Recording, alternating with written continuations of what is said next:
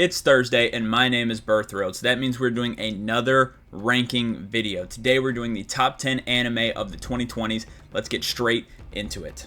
Now before we get into number 10, I just want to say these are all based on my opinion and I only rank shows I have seen. Now making this list, I realized there are not that many shows I've seen that have come out in the 2020s. So if your favorite show from the past 6 years is missing, I do apologize. I just probably haven't seen it. I'm just going to be honest with you. At number 10, we have Solo Leveling. Now, I'm just as shocked as you guys that this made the top 10, but honestly, Solo Leveling to me is one of those shows that obviously it's really popular, so it gets super overrated and it gets super underrated at the same time. Because a lot of people that hate on it are like, oh, it's terrible writing, this, and that, and it is. There's not good writing, but it's simple. Simple shows aren't bad. I mean, it's really no different from Dragon Ball, other than the fact Dragon Ball has a lot more characters. But the depth-wise and story-wise, it's about the same as Dragon Ball. There's not really much to it, yet people love Dragon Ball, and the same people will hate on this.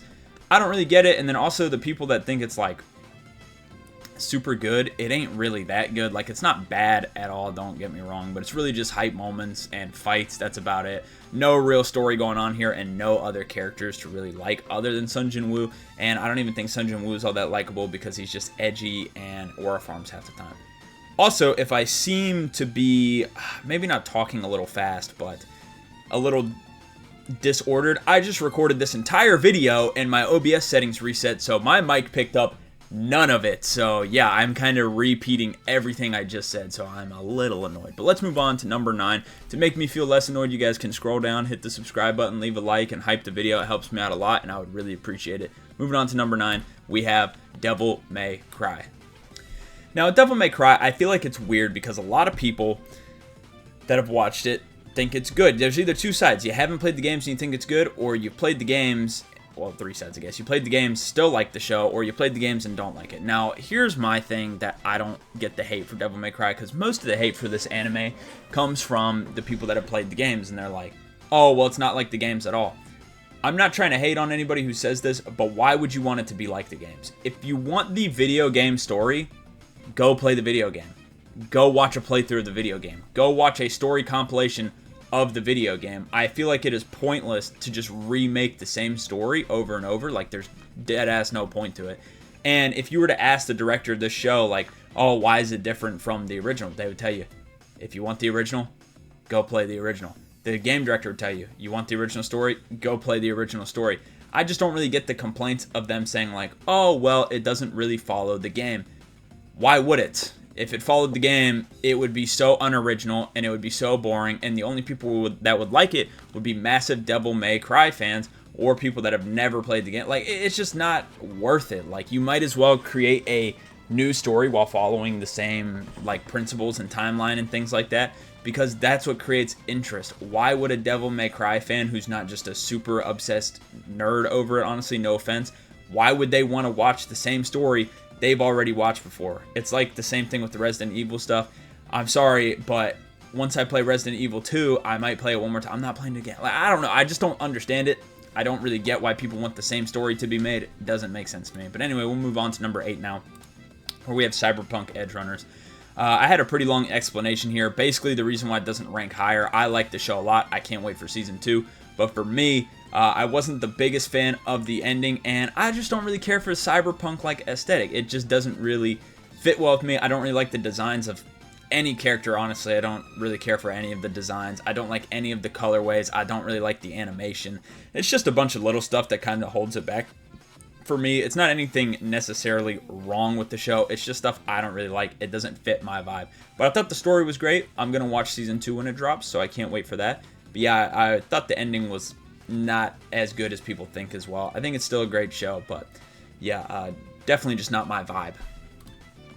At number 7, we have The God of High School. This was another one I explained for quite a while, but in The God of High School, I made an entire video about it, and it did very well on the channel. Maybe a lot of you came from that video. I don't know. It did very well, and so I'm not going to talk about why I think this is way worse than the manhwa, because I already did all that. I'm just going to talk about why I think this version is still somewhat decent, right? It had a lot of good fights, it had a lot of good characters, it had a lot of good character moments, and overall it was very short, but the animation was still good. Everything looked good for the most part, and if you've never read it before, you probably sit there and think, oh, that's a solid show. When's season 2 coming out? Never. That's what I thought, and that's why I decided to read it.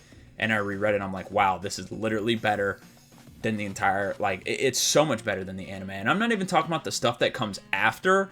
I'm talking about, like, even the start, like, episode 1, chapter 1. It's so much better written. If you like to read and you are wondering where season 2 of God of High School, I'd really recommend reading it. It is a fantastic read. But moving on to number 6, we have Rurouni Kenshin.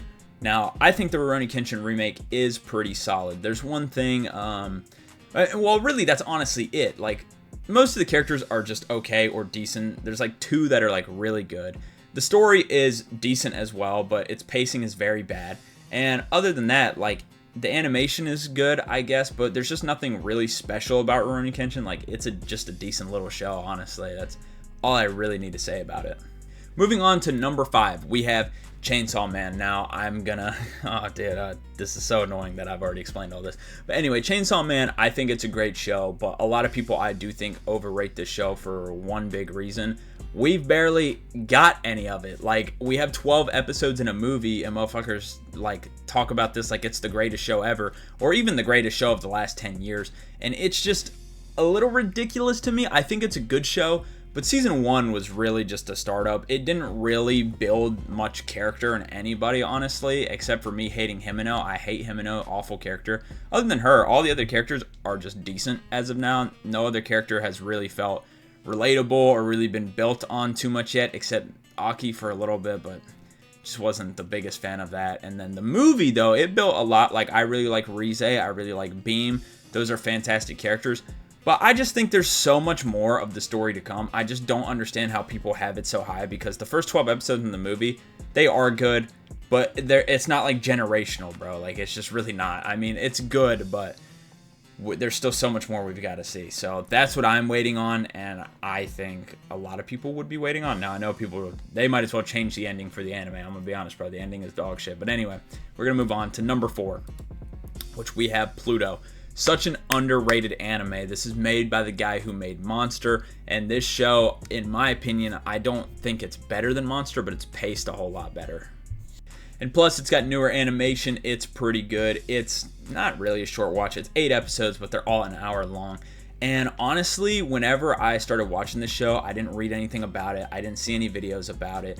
I just got recommended to watch it, so I did. And I'm so glad I did, because if I would have read that this was about like AI and robots and shit in the future, I would have not watched it. I'm just going to be honest. I would have thought the show was bad, and I would not have watched it. But I am so glad I did. This is honestly an amazing show. And if you're also like me and you don't really care for robot shit and like futuristic stuff like that, still watch it. This is a great show. You will not be upset by watching this, even if you don't like the futuristic stuff. It is still very, very good. I really recommend it to anybody. Yeah, it's on Netflix as well. Good watch.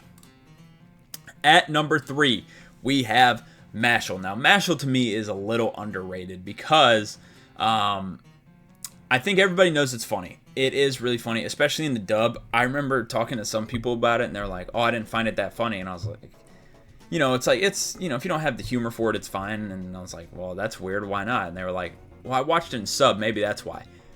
If you're watching a comedy anime in sub, bro, I'm not gonna lie, bro. I don't know. I feel like reading shit's just not funny compared to hearing it. Maybe that's me just being wrong, but the dub for Mashle is hilarious. I just don't know why you'd watch the sub if you don't speak the language. Like comedy, I feel like you gotta have the language, But anyway, that's besides the point. Mashle, absolutely hilarious. And in season 2, there's a story kind of brewing that's pretty good. And yeah, I think overall the story of Mashle's pretty solid. A lot of the characters are great. It obviously is hilarious, and I think it ranks as high, not only because the 2020s, I've barely seen anything from it, but not a lot of the shows are really like amazing. But to me, Mashle, it has it all. It has animation, it has fights, it has characters, it has emotion. It's great, and I'm ready for the next season to come out. Number 2, we have Jujutsu Kaisen. Now, this is another show that's similar to Solo Leveling, and a lot of popular shows this happens to. It gets super overrated, and it gets super underrated. Like, when JJK came out, everybody, and the motherfuckers gonna be in the comments saying that this wasn't them, but this was you. They switch up so bad, bro. When it came out, everybody's like, oh my god, this is gonna be great, next new anime, like, and then people kept saying it, and then people just slowly started to turn away and be like, yeah, actually, it's not really as good as they say. It's overrated, Yeah, they're both wrong. It's a great show. It's not as good as the big JJK fans say. It's a good show. It's not like the greatest anime ever. It's probably not even a top 10 anime ever, to be honest with you. It's a great show. And the people that are hating on it, it's not a bad show at all. It's fantastic. It has so much stuff to it. Like, all the characters in JJK are amazing. The story is amazing. I just know it's going to get worse, and that's why I don't necessarily have it as high as other people, because everything from now on that's going to get animated, or maybe it starts next season, is going to be pretty bad. After you get the guy versus the guy, I don't want to spoil. If I don't have to spoil, I don't want to. But you know what I mean. The guy versus the guy. Everything after that is pretty bad, in my opinion, so I think the show will fall off. So I'm just prepared for that myself, right? I'm just preparing myself. I'm including that in my ranking for JJK, right? I'm like, I know it's going to get worse. It is a good show, but yeah. And moving on to number 1, we have To Be Hero X. To me, this show, season 1, was arguably perfect. Now, I know there's going to be some people that say, oh, To Be Hero X isn't an anime. And to that, I say, I don't give a fuck.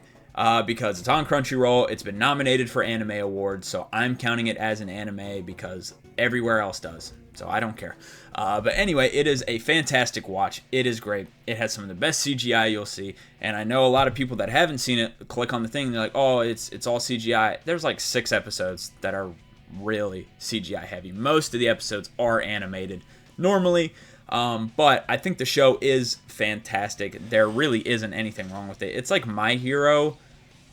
Well, I don't want to compare it to My Hero. It's more like The Boys, but like in animated form. Now, it's not as vulgar as The Boys, but it's in a sense that it's like realistic superheroes, you know what I mean? So that's why I like To Be Hero X. It's not nearly as graphic as The Boys, right? But it is still very good, very similar, honestly. They have a lot of similarities, and I can't wait for Season 2, because Season 1 was arguably perfect.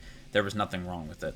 If you enjoyed this video, please leave a like and subscribe. Help me with my troubles, because I recorded the whole thing with no audio. But with that being said, I hope you guys enjoyed this video. I hope to see you guys Sunday. Peace.